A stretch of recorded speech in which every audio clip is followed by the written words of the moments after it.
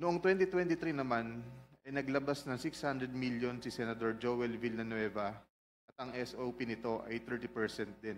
Proceed with disclosing the line items so the nation may able to tie the line item to the political personality involved.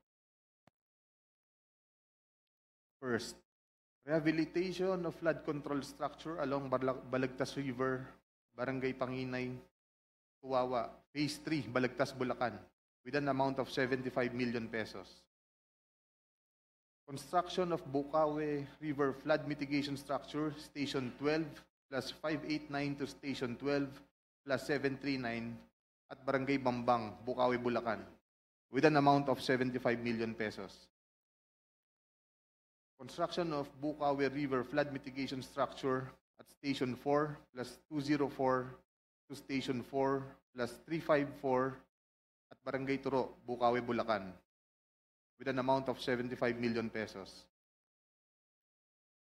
Construction of Bukawe River Flood Mitigation Structure at Station 3, plus 036 to Station 3, plus 236, at Barangay Kaingin, Bukawe, Bulacan.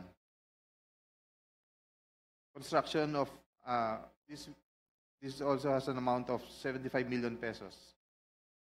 Number 5, construction of Bukawe River Flood Mitigation Structure at Station 5 plus 466 to Station 5 plus 667 at Barangay Bunlo, Bukawe, Bulacan, with also an amount of 75 million pesos.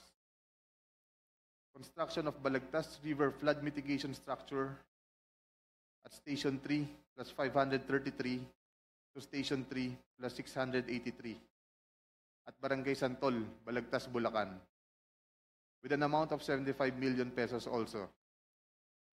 Construction of Balagtas River Flood Mitigation Structure at Station 7 plus 654 to Station 7 plus 804 at Barangay Dalig, Balagtas, Bulacan, also with an amount of 75 million pesos.